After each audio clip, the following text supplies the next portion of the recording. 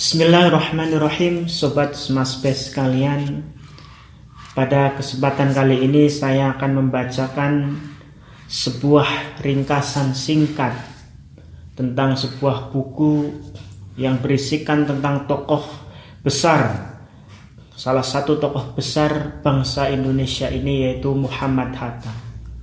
Tentunya kita mengetahui bahwa Muhammad Hatta itu adalah salah satu dari dua proklamator Republik Indonesia ini, yaitu Soekarno dan Hatta. Tokoh Muhammad Hatta tidak bisa dipisahkan dengan Soekarno sebagai seorang proklamator bangsa Indonesia. Sungguh pada masa-masa sekarang ini sangat menyedihkan ketika ditanya siapakah bapak proklamator Indonesia. Jawabnya hanya Soekarno. Muhammad Hatta tersingkirkan namanya, padahal beliau jasanya begitu besar di dalam perjuangan kemerdekaan Republik Indonesia. Itu jasanya sangat luar biasa. Beliau merupakan tokoh di luar Jawa yang sangat hebat, yang sangat mendukung dan bekerja keras dalam memperjuangkan proklamasi negara Republik Indonesia ini. Buku ini berjudul Muhammad Hatta, Hati Nurani Bangsa. Dikisahkan atau disampaikan di dalam buku ini bahwa Muhammad Hatta lahir di Bukit Tinggi pada Agustus 1902 dari keluarga yang berlatar surau di Batu Hampar. Kematangan Muhammad Hatta mulai tumbuh ketika ia belajar di Belanda dari 1921 sampai 1932. Setelah kepindahannya ke Indonesia pada 1949, Hatta kembali ke Belanda. Tetapi bukan sebagai anak jajahan, melainkan sebagai delegasi Indonesia untuk menerima pengakuan kedaulatan negerinya, yaitu Indonesia. Suatu seruan bagi pemerintah kolonial Belanda. Langkah pertama Hatta dalam memperjuangkan kemerdekaan bangsa adalah melalui Perhimpunan Indonesia atau yang dikenal dengan PI yang didirikan di Belanda. PI di bawah kepemimpinan Muhammad Hatta merupakan poster depan di luar negeri bagi perjuangan di tanah air. Selain itu, Hatta juga sangat giat memperkenalkan perjuangan Indonesia di luar negeri. Ia datang ke berbagai kongres di Eropa dengan membawa nama Indonesia, bukan Hindia Belanda lagi, untuk menuntut adanya kemerdekaan bagi tanah air dan bangsa-bangsa Asia lainnya. Setelah kemerdekaan beliau, Soekarno diangkat menjadi Presiden Republik Indonesia dan Hatta menjadi wakilnya.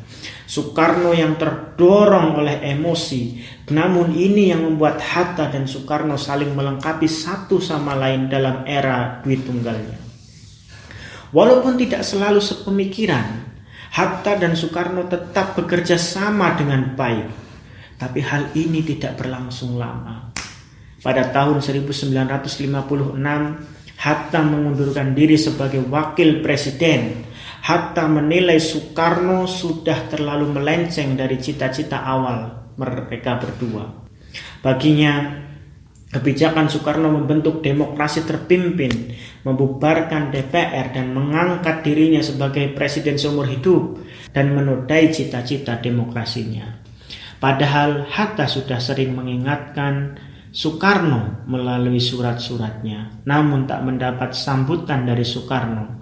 Ia tak dapat berbuat banyak untuk menyadarkan kawan Dwi Tunggalnya itu.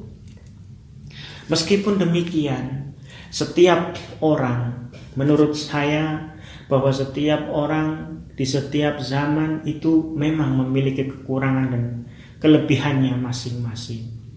Dalam hal ini, Presiden Soekarno sebagai Bapak Republik Indonesia, sebagai Bapak Proklamator Indonesia, merupakan tokoh yang sangat besar. Begitu juga perjuangan yang sudah sangat luar biasa, patut kita teladani. Namun demikian, memang setiap orang memiliki kekurangan. Dan dalam hal ini, karena Soekarno dan Hatta ini ada ketidakcocokan pemikiran yang membuat keduanya akhirnya kurang erat kembali, sehingga memang di akhir politiknya atau di masa-masa kepemimpinan Soekarno akhirnya Hatta mengundurkan diri sebagai wakil presiden.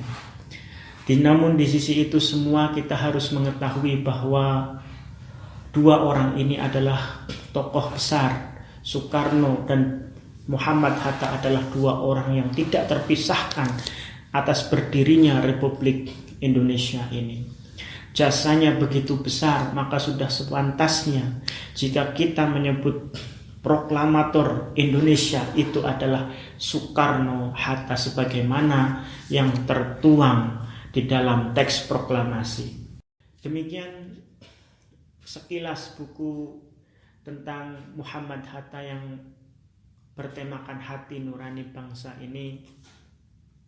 Dari sini kita bisa mengambil banyak hikmah bahwa perjuangan para pahlawan pendahulu kita, Muhammad Hatta, Soekarno, dan pahlawan-pahlawan lain yang telah gugur, pahlawan-pahlawan yang telah memerdekakan, menyusun kemerdekaan Republik Indonesia, itu begitu besar jasanya.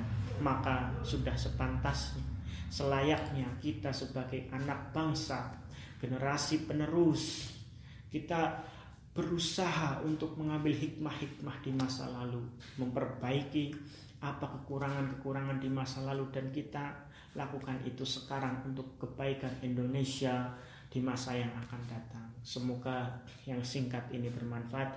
Assalamualaikum warahmatullahi wabarakatuh.